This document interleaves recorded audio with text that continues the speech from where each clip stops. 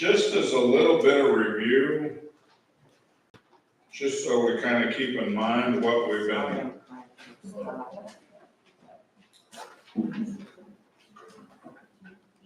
what we've covered over the last couple of months. What do you think, or what to you is the main thesis or theme of this letter that James has written?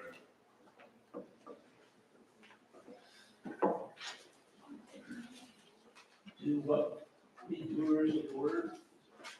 Be true to the word. Do what the word says. Do what the word says. Say. Okay. Anybody else? Faith without works is dead. I'm sorry? Faith without works is dead. Yes. I think that to me that's the key to the book of James, is that faith by itself isn't gonna help. And then kind of secondary to that,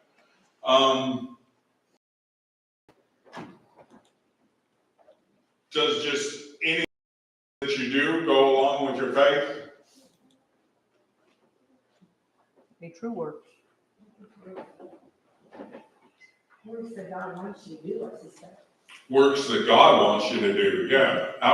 And that's, I think, that he's trying to remind us of in a lot of these things, is that just because you have works to go along with your works kind of reflect where your faith is at, don't they? If you work the word, you'll get the faith. If you what now? If you work the word, you'll get the faith.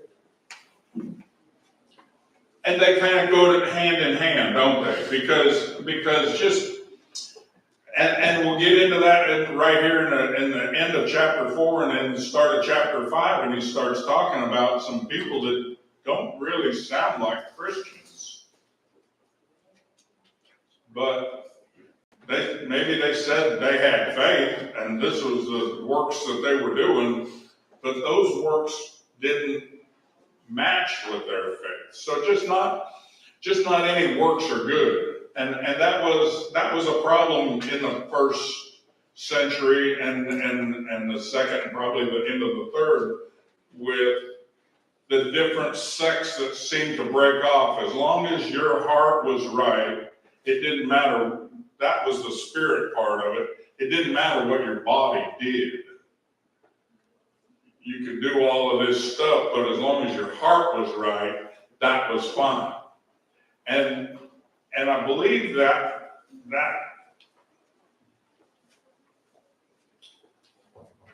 I'm going to call it a heresy. I believe that heresy is even gone on to present time. It doesn't matter to some what they do in worship, as long as they meet at the building and have a good time, and as long as their heart is right, anything goes. From orchestras to rock bands to laser lights to banquets for the Lord's Supper. I don't know what all goes on in some of these places, but it seems like that attitude does prevail as long as your heart's in the right place, then it doesn't matter what you do, and that's not scriptural, is it? And I think James is trying to remind us of that, and that's why these words in this, starting in the end, or at the end of 4 and the beginning of 5, sound so harsh. But James also reminds those of us that are trying to do that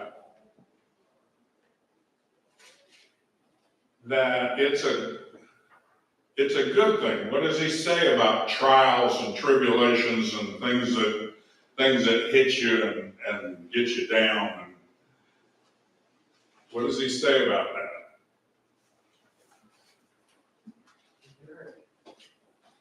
Right? Starts in the first chapter. Almost the first theme that comes across his mind. He's strengthened by him for sure.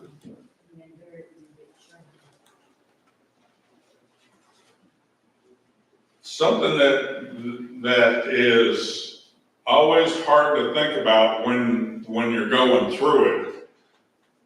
But count it all joy, doesn't he say? Count it all joy, my brothers, when you meet trials of various kinds.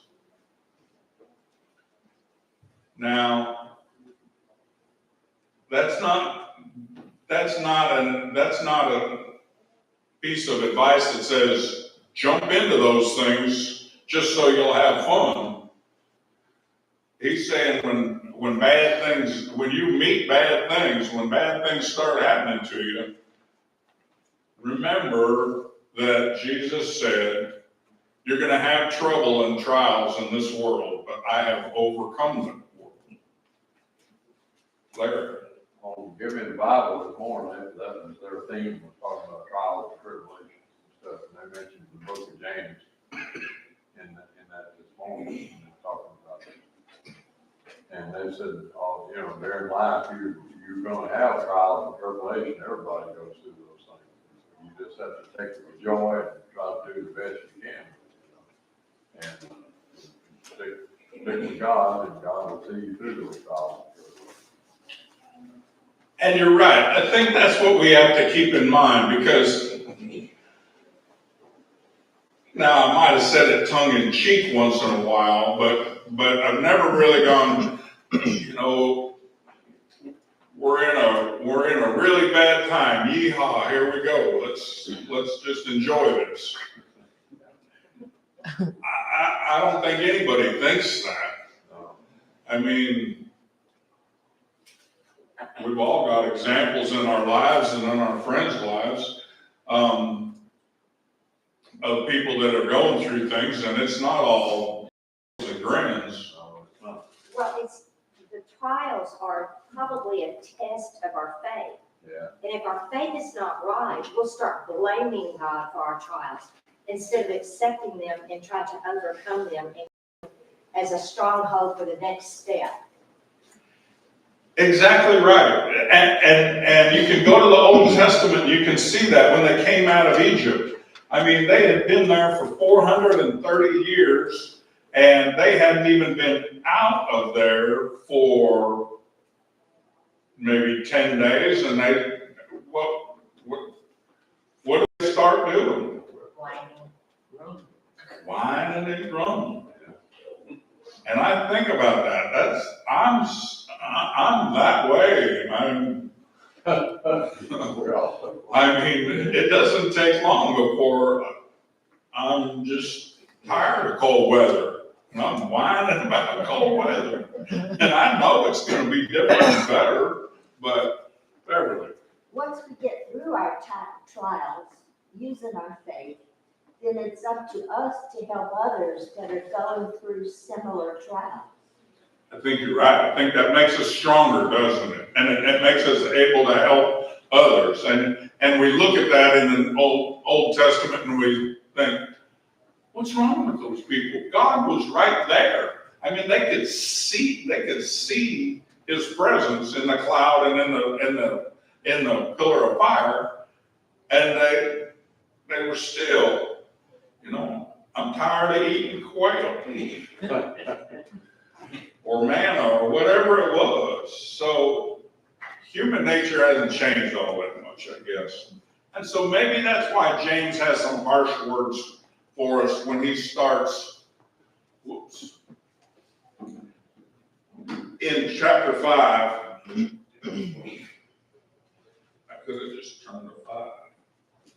Let's go back to 4, the end of 4, because he starts that same right at the end of 4. 4:13, about halfway through 4.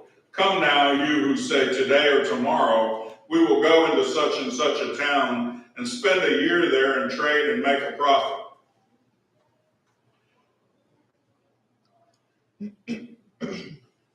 Yet you do not know what tomorrow, what is your life? For you appear as a mist for a little time and then vanish.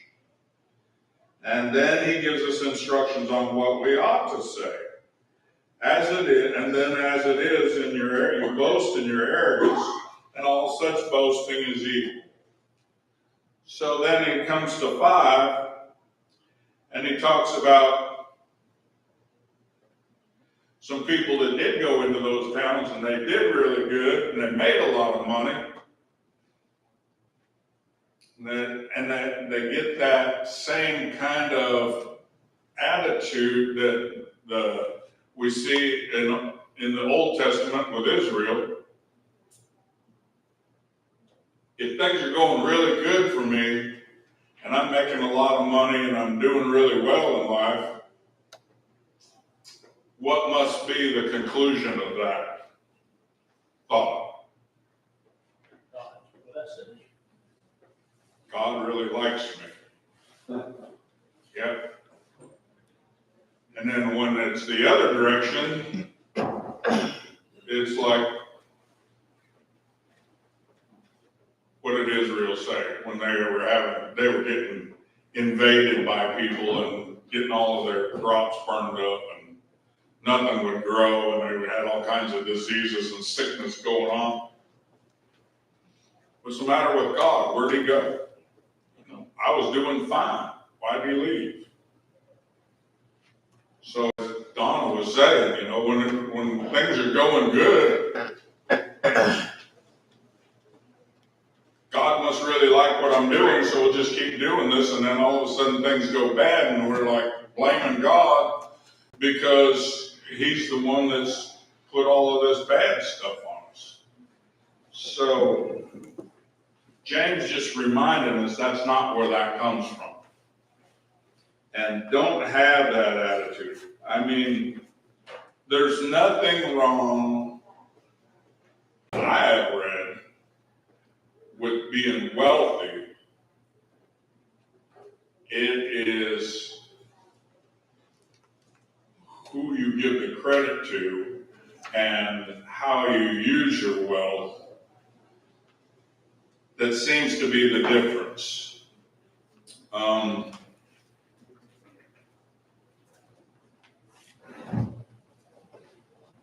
We've got a huge amount of wealth in this country.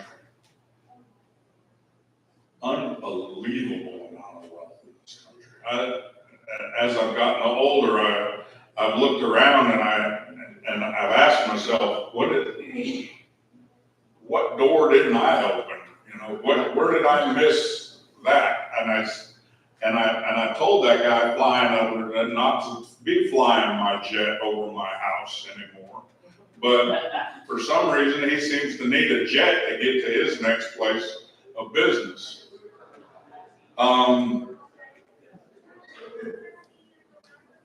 But why, with that much wealth, with this much wealth in a country, why do we have the problems that we have?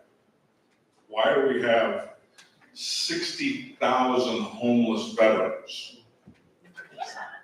Well, one thing is that no matter how much money or wealth, I should say, people accumulate, they never get enough. The more they have, the more they want. And so they don't designate, a portion of their good fortune to people who are less fortunate. And, and they don't use their money, their wealth to help other humans, is what I should be saying. And so they go without. And that's what James says in the first few verses of James 5. He said, "Come now, you rich, weep and howl for the miseries that are coming upon you. Your riches have rotted, and your garments are moth-eaten. Your gold and silver are corroded, and their corrosion will be the evidence against you, and you will eat your flesh like fire. You've laid up treasure in the last days. The wages of the laborers who mowed your fields, which you kept back by fraud, are crying out against you, and the cries of the harvesters have reached the ears of the Lord of hosts. You have lived on the earth in luxury and self-indulgence. You have fattened your hearts in the day of slaughter. You have condemned and murdered the righteous person, and he does not resist you.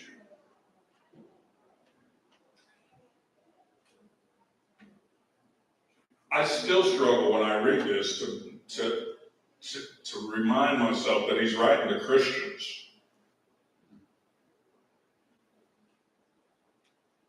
I mean, really? Well, it's really no different than like Paul writing to the Corinthians. I mean, they were doing a lot of things wrong. He was chastising them. He referred to them as brethren, and James does too. Just trying to straighten them out, and unfortunately, that lesson is still as vital today as it was in that first century when it was written. That's true. Turn to Job 24:1. We'll go back to one of the very first books of the Old Testament, or seems to be, I guess. Job starts out talking in 4. This is just Job's observations of what he's going on around him. Why are not times of judgment kept by the Almighty? And why do those who know him never see his days? Some move landmarks. They seize flocks and pastures. They drive away the donkey of the fatherless, and they take the widow's ox for a pledge. They thrust the poor off of the road. The poor of earth all hide themselves. And he goes on to talk about just his observation of what rude people do. And he doesn't, he questions, why does God allow that to go on? Now look at Proverbs chapter 11. Turn up to Proverbs chapter 11. And James is kind of a book of Proverbs, I've always thought, and so there's always seems to be references in, or things that James has said that reference back to Proverbs. Proverbs 11:28.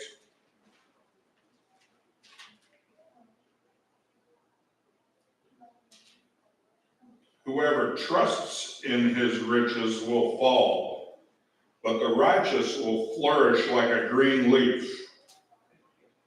Whoever troubles his own household will inherit the wind, and the fool will be servant to the wise of heart. That first part, though, that says, trust in riches. And I think that's what James is saying here. These are the people that he's reminding to trust in God, who owns all of that wealth, to start with. But to trust in God and not to trust in himself, or to trust that in his own righteousness. This is what happened to the Israelites. They tried to establish a righteousness of their own, Jesus said. And because of that, they trusted in themselves to keep it all going, and it just fell apart. How often we see people who become rich and famous end up on drugs?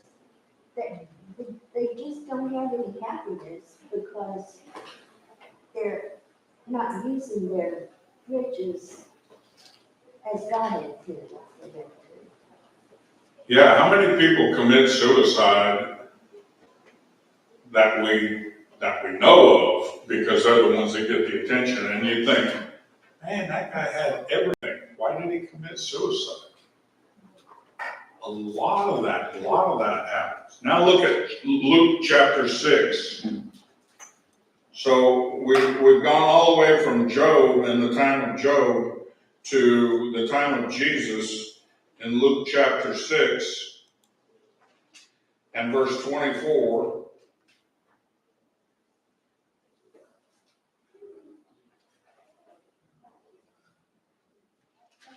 And Jesus starts in on them. Now we got to remember, it's just like James. He's saying this to people that ought to know better, and he's saying this to people that he loves.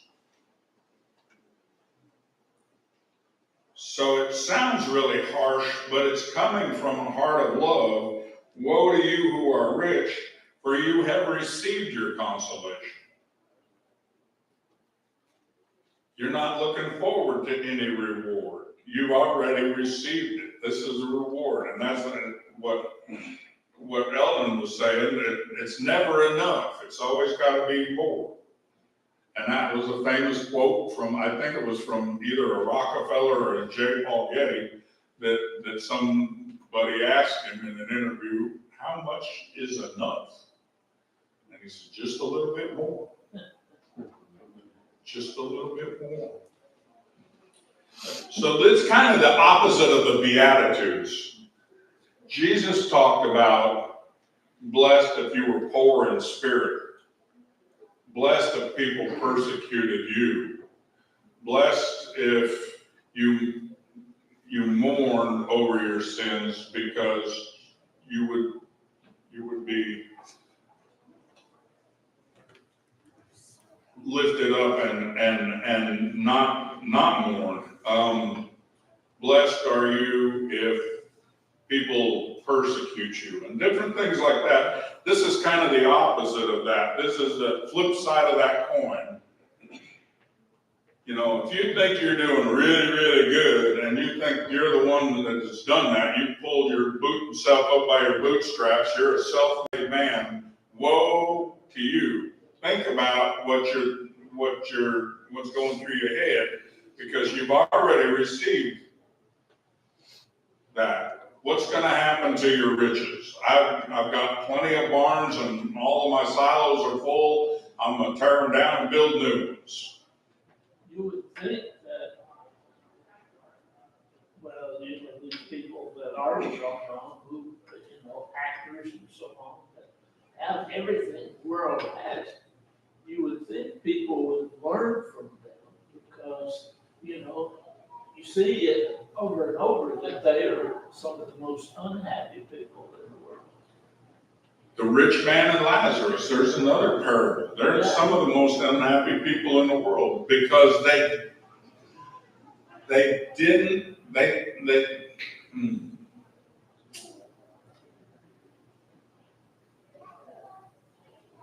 got to go back a couple of chapters to Judging My Brother and remember what that's all about.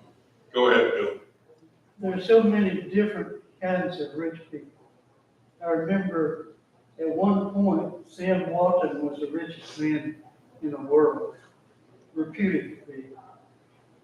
And an interviewer asked him, how does it feel to have $7 billion? And he said, $7 billion? He said, all I've got is a used pickup truck and jobs for people who want Yeah. Yeah, and that's interesting to talk to people like that like you say, there are different kinds of rich people in the world, and those that they are blessed because of their riches. I don't think that's who James is addressing, though. He's addressing a different kind, and that's what I have to keep in mind. He's addressing people that have an attitude about how they became rich, or what they should do with their riches. I'm better than you because I got more money than you. And then there's others that are not like that. I mean, we can all think of different examples that we've seen in life of rich people doing really good things. So, Yeah, even many of the followers of Christ, especially during the days of the early church, were pretty well off, pretty rich, but they were generous and Christian. and that's what I think he's trying to get us to think spiritually. Don't get so stuck in a rut in this world that you think that that's what all, that's the pinnacle to life, is to become rich in this world, laying up treasures for yourself in this world. To get our mind off of the ground and up in the air and look at him and say, I want to lay up treasure up there because that's where I want to be. And so the only way that I know to do that is to follow the instructions that he's given me.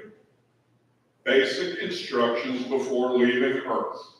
That's what that spells Bible. That's something I always remember. Basic instructions. This isn't everything that there's going to be, but this is everything we got right now. These are the instructions on how to get out of this life alive. God understood. He gives us the parable of the camel and the eye of the needle, as opposed to a rich man, going to heaven. His chances are very slim according to that parable. But it points us in a direction that says you have to be careful the more you get, because mankind has the idea of it becoming the most important thing in their life rather than just the blessing of their life. And we see rich people who are lavish upon themselves, seeing examples of that. But you also see those that are benevolent in their giving. But we have to, something I think sometimes we have a tendency to slip by is we say, well, I'm not rich. You're probably in the top 20% of people in the world. We are probably in the top 20% of people in the world as far as wealth is concerned. We in this community, we in this church, we are better off than probably 80% of the people in the world, 70% of people, whatever the number is. Yeah. Because we're blessed. We have jobs made for good money for our families. We have homes. We have a government, in spite of its errors and problems and all that. It has a benevolent program of taking care of those who are in need through welfare and through many other programs.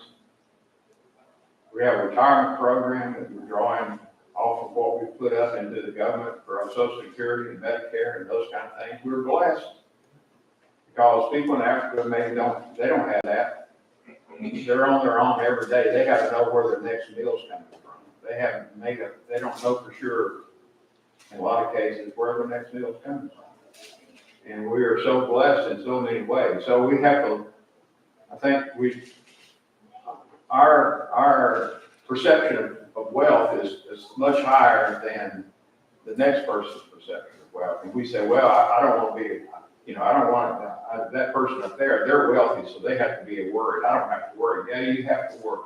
We have to worry that our lifestyle gets in our way of our faith in Christianity and our belief and our hope, because it can.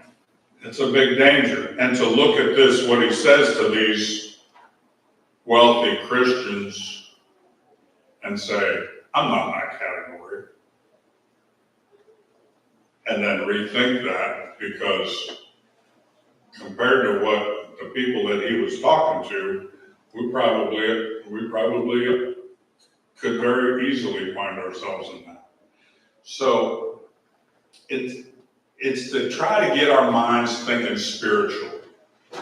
It's try to get our minds off of the things of this world and how we're going to get out of this world alive. We're not. We got to rely on God for that. We can't say this is what's going to happen tomorrow, and so this is what I'm going to do.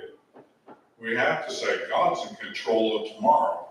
This is what I plan on doing, but I'm going to allow that God's got a different thing in mind for me.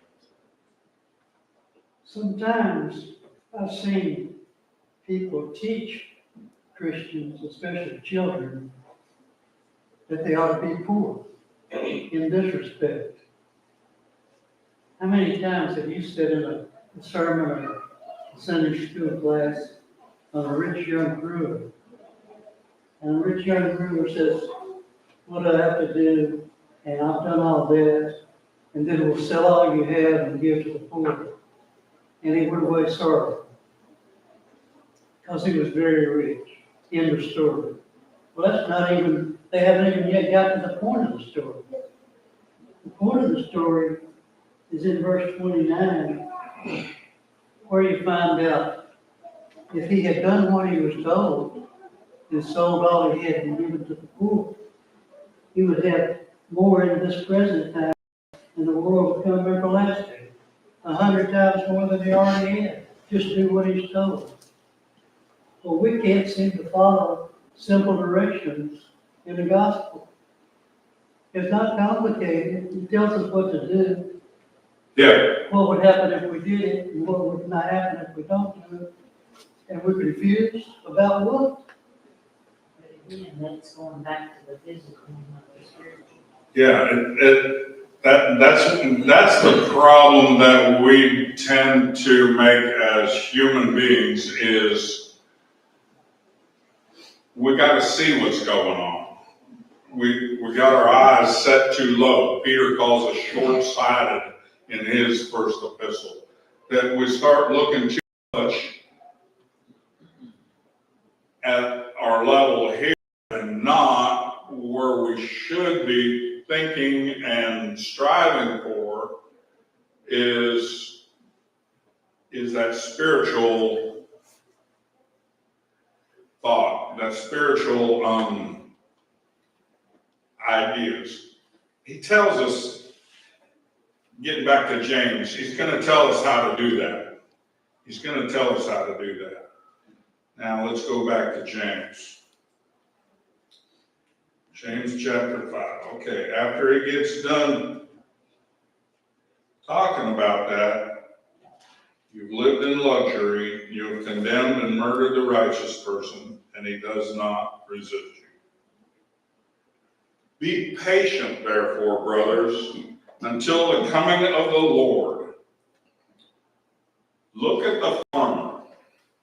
See how the farmer waits for the precious fruit of the earth, being patient about it until it receives the early and the late rains. The farmer knows he has no control over the weather. It doesn't matter if you keep Channel 7 news running all day long. You're not going to change the weather. And so we can learn from the farmer, just from the examples that we see in the agrarian society, of patience. As a whole, I can only maybe speak for American society, but I think Western civilization as a whole. Are we not an impatient society? Drive-up windows are proof of that. Nobody wants to take the time anymore to fix breakfast at home. Go down to the corner and get breakfast and yell at the girl for taking more. I knew the people that had the franchise in around Kentucky and Tennessee for the Wendy's fast food restaurant. We didn't call it fast food. Their policy was that person, from the time he orders to the time you're handing him his food through the window, should be no more than 14 seconds. And they had a clock that they timed people on that. And they got paid bonuses for being within a certain percentage of that. But 14 seconds from the time you order it to the time you got it,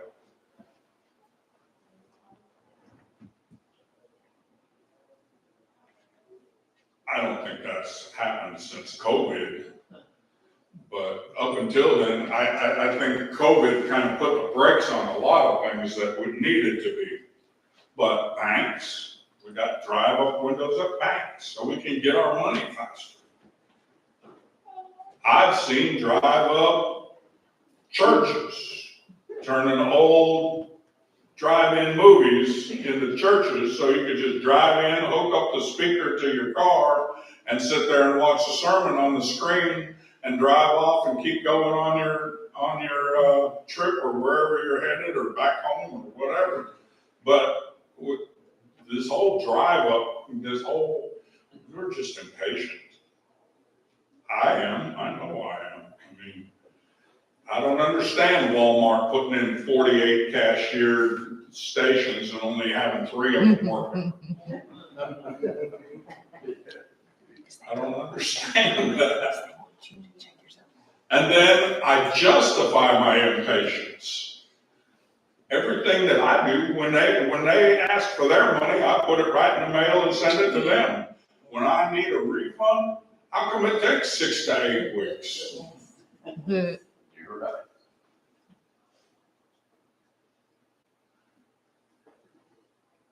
And then I justify it by saying, well, I'll spend more time on it. If I can get this stuff done faster, like all this busy work done faster, I can spend more time with my family. But do I? Or I can spend more time at home, fixing up my home or doing something for myself rather than being at work or something like that. This is another one that I hear. God gave us all of this technology, so we might as well use it. What?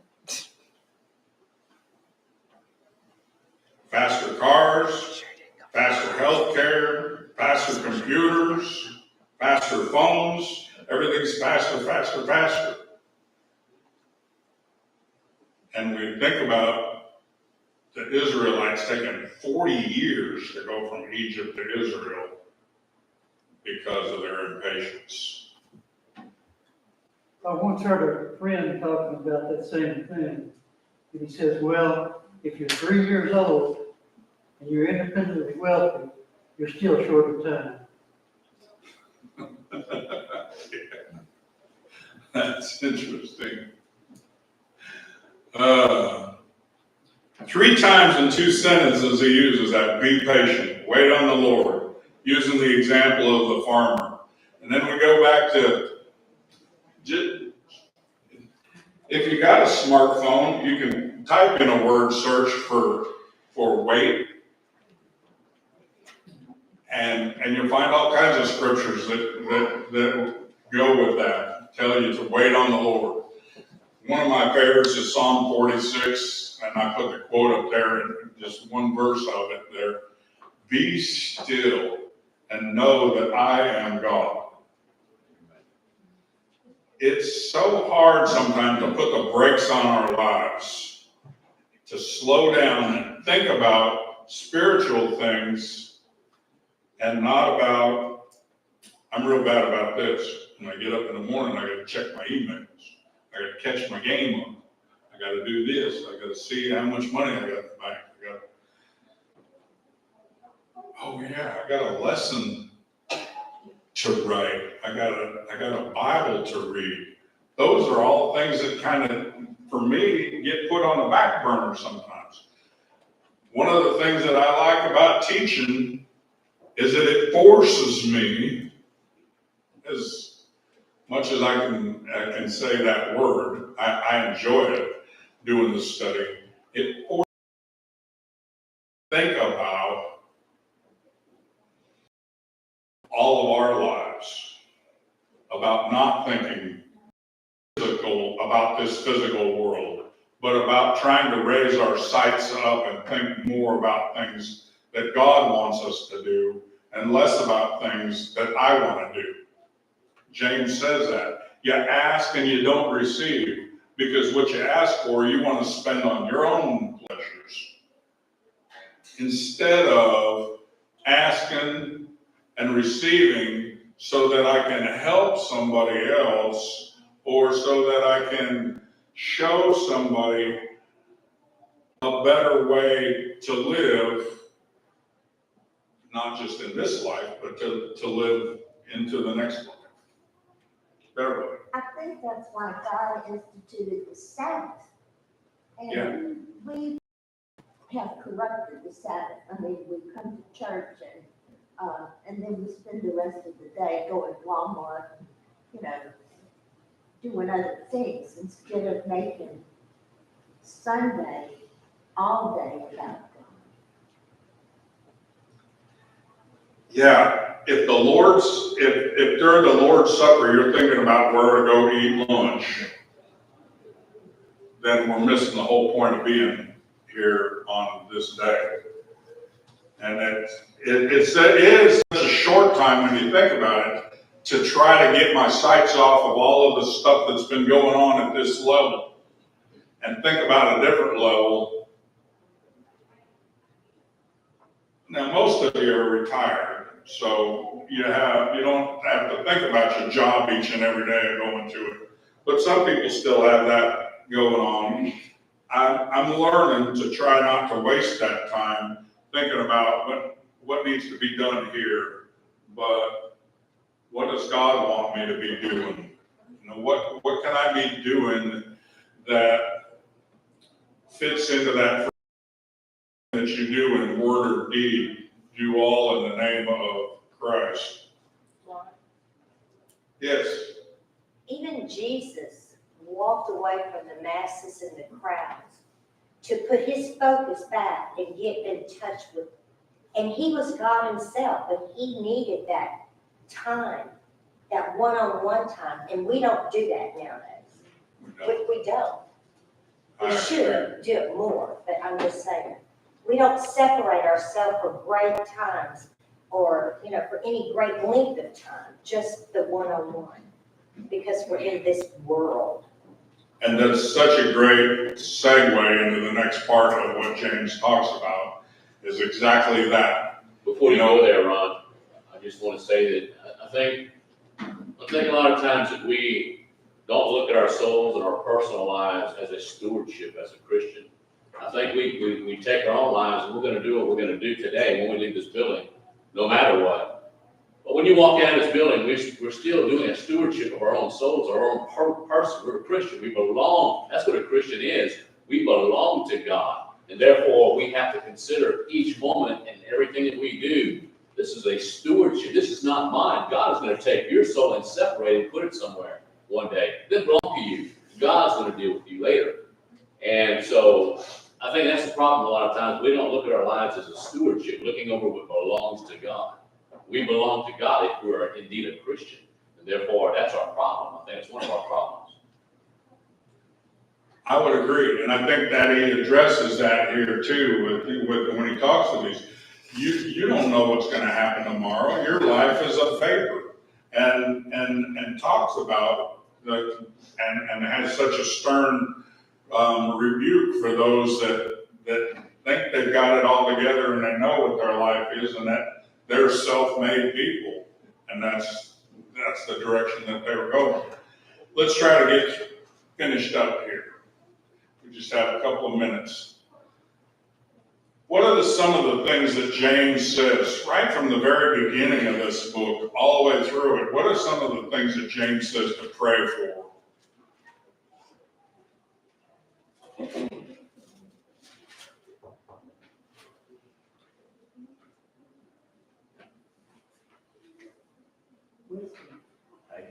Wisdom, I heard that, yeah. Very first chapter. Things that you need. You want, you do not have because you do not ask. You ask and you do not receive because you ask wrongly to spend it on your passions.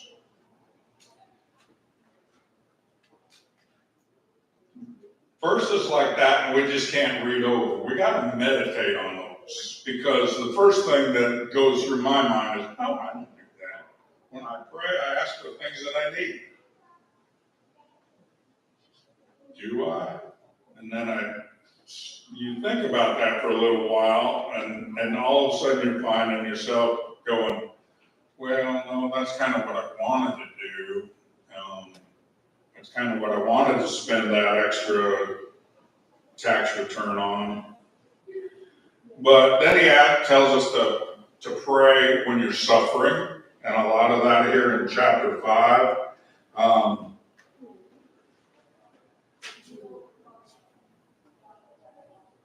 Is anyone suffering? Let him pray. Is anyone cheerful? Let him sing praises. He tells us to pray for suffering. That includes our health, not just our physical health, though, but our spiritual health. We see John writing to Gaius and saying that I'm glad to hear that your spiritual life is in such good health. You know, that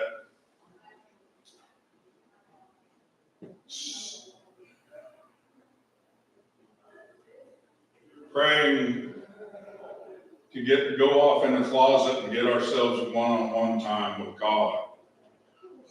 Just to get our eyes off of this things that go on here. I asked myself this question: were antibiotics invented as a result of the prayer of faith? Because he talks about here, you know, is anyone among you sick? Let him call for the elders of the church and let them pray over him, anointing him with oil in the name of the Lord. That's a simple, direct statement I've never seen done. As long as I've been in the church, which isn't all that long, less than 30 years, but I've never seen that done. Occasionally I'll see somebody pray in the hospital for somebody else. But is he talking about physical, or is he, there again, is he talking about spiritual, trying to get our mind off of this suffering on this level and think about, well, this is just minor in compared to his soul. I've never seen that done either. But then again, I've never seen it refused because I've never seen anybody ask for it. Good point. The Catholics have the last right where it's anointed.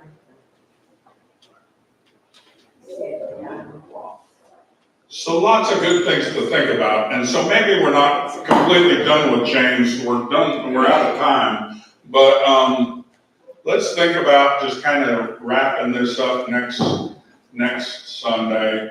As far as the conclusion goes to James, about some of your thoughts about how this book can apply to our lives individually. I